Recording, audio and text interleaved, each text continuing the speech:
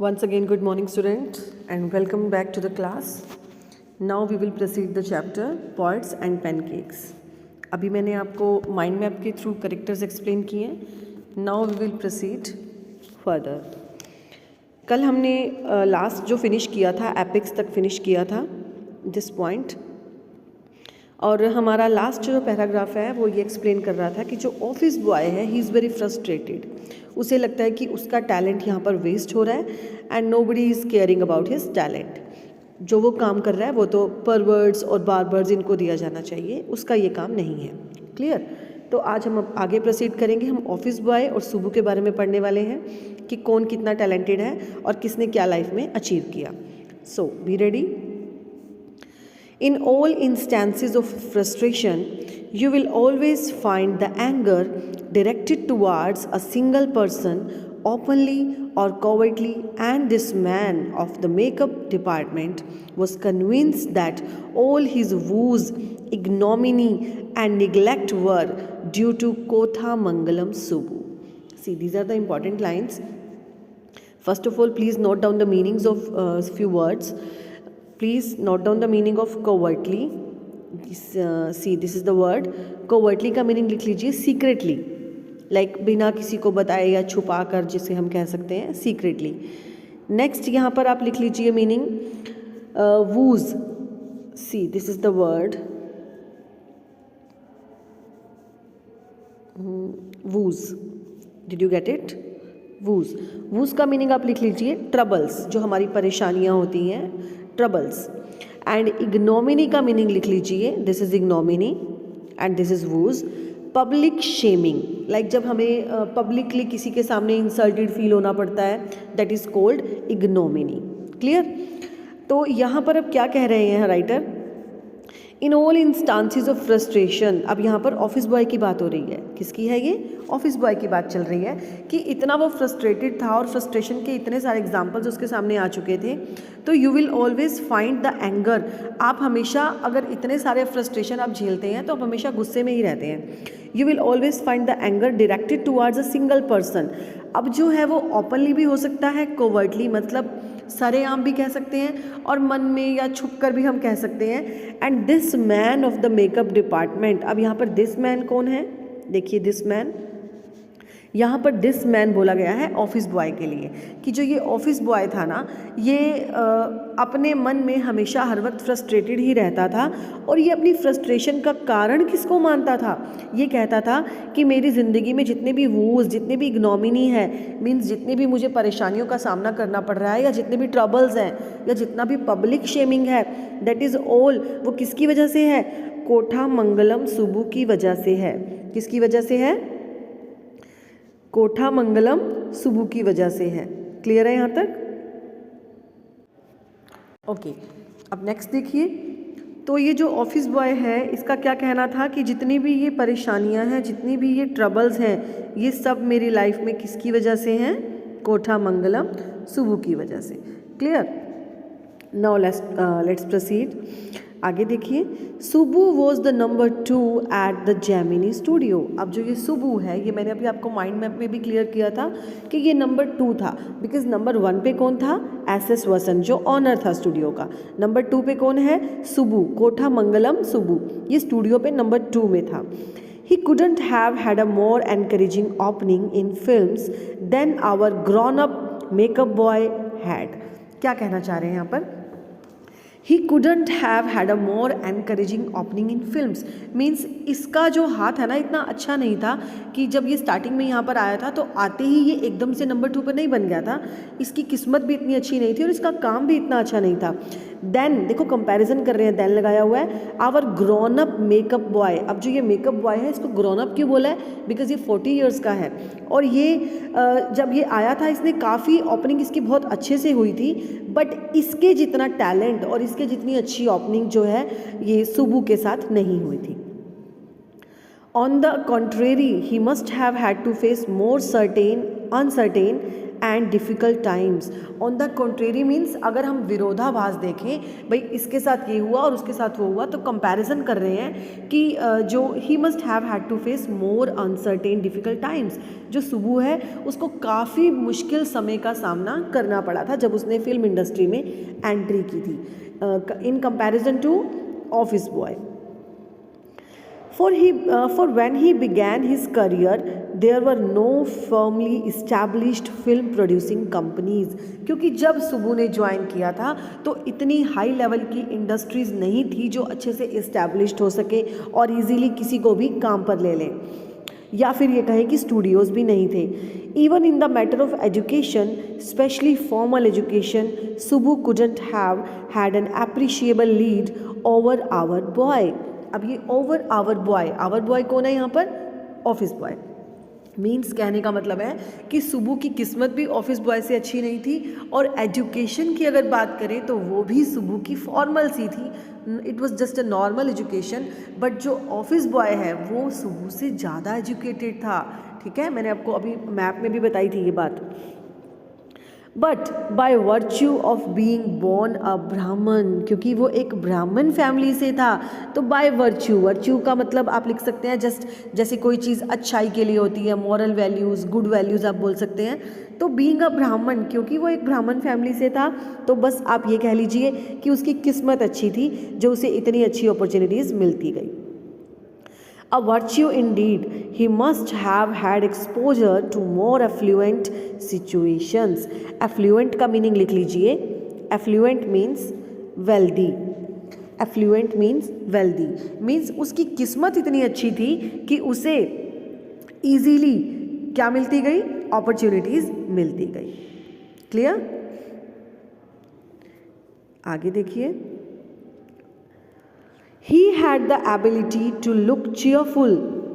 He had the ability to look cheerful at all times.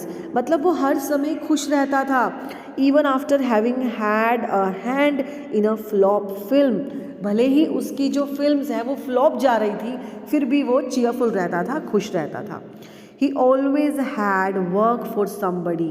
He could never do things on his own, but his sense of loyalty made him identify himself with his principal completely and turn his entire creativity to his principal's advantage. Listen, अब ये lines को थोड़ा देखिए आप ध्यान से। यहाँ पर इन लाइंस में क्या बताया जा रहा है? किसके बारे में बता रहे हैं? हम सुबु के बारे में बता रहे हैं कि उसकी एबिलिटी थी, उसके अंदर ये योग्यता थी कि वो हर वक्त कैसा रहता था? बिल्कुल खुश रहता था, always cheerful. He always had work for somebody, उसके पास हमेशा हर किसी के पास उसके लिए कुछ ना कुछ काम होता था। He could never do things on his own, वो खुद से कुछ नहीं कर पाता था, बट कभी फ्री नहीं होता था, हर कोई उसे कुछ ना कुछ काम ऑफर कर देता था। मीन्स वो खुद मुखिया नहीं बनता था, बट सबके लिए हेल्पिंग हैंड होता था। But his sense of loyalty made him identify himself with his principal completely and turn his entire creativity to his principal's advantage. उसके जो प्रिंसिपल थे, यहाँ पर उसके प्रिंसिपल किसको कहा गया है? एस.एस. वसन, उसके बॉस को कहा गया है। जो उसके बॉस थे ये खुद प्रिंसिपल नहीं बन सकता था, खुद ये काम नहीं कर पाता था, मुखिया नहीं बन सकता था क्योंकि इतना एजुकेटेड नहीं था, बट लेकिन अपने प्रिंसिपल के साथ हमेशा रहता था और सारे काम में उनकी हेल्प करता था। He was tailor made for films, tailor made का मतलब यहाँ पर है कि वो बना ही फिल्म्स के लिए था। Here was a man who could be inspired when commanded, ये एक ऐसा आदमी था, इसे जब कमांड किया जाए किसी भी चीज़ के लिए ऑलवेज रेडी रहता था काम करने के लिए। द रैट फाइट्स, अब ये देखिए जो ये रैट फाइट्स है ना, ये एक बीच में सीन बताया गया है, एक एपिसोड डिस्कस किया गया आपके साथ। The rat fights the tigress underwater and kills her, but takes pity on the cubs and tends them lovingly. I don't know how to do the scene, the producer would say, and Subu would come out with 4 ways of the rat pouring affection on its victim's offspring.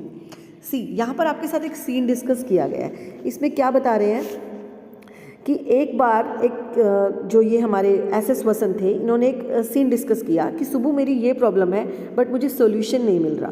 तो सुबु को अगर कोई problem उनके ये बताते थे boss, तो सुबु 1 नहीं 4 नहीं 40 सॉल्यूशंस देता था, ये इतना मल्टी टैलेंटेड था। तो एक ये सीन सुनिए।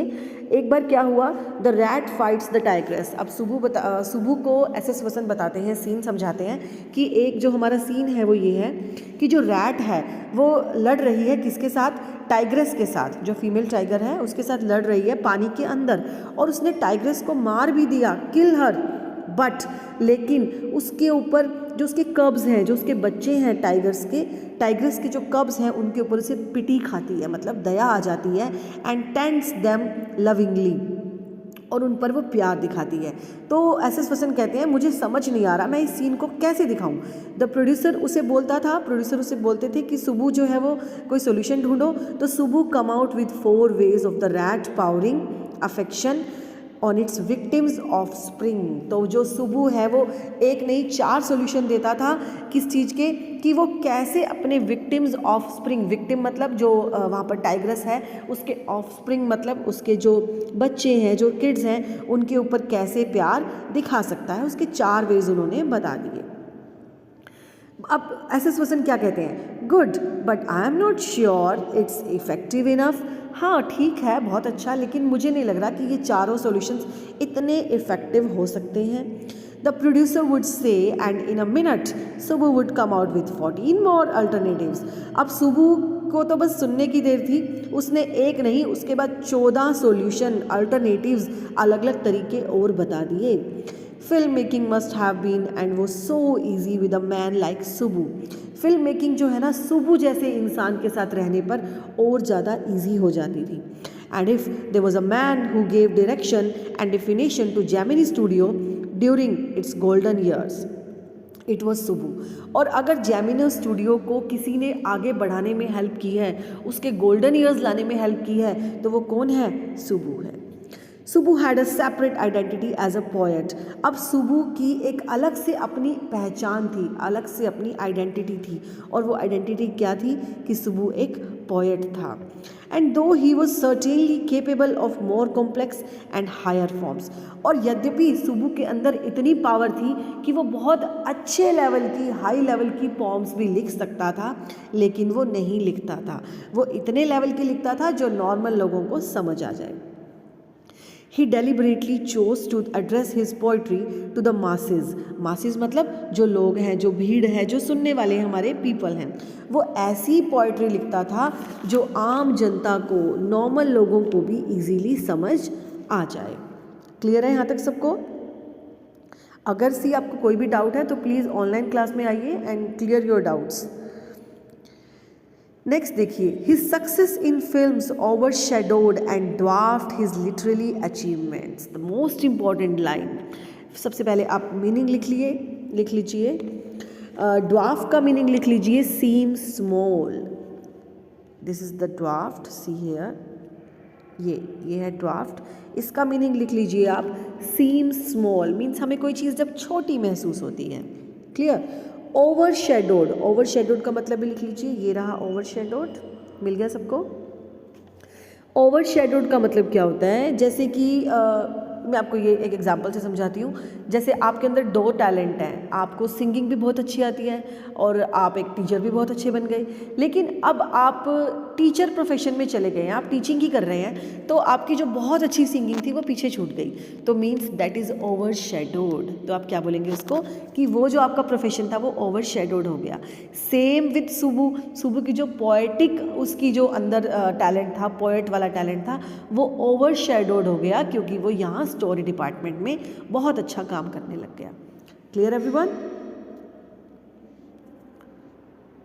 सो नाउ लेट्स आगे देखिए।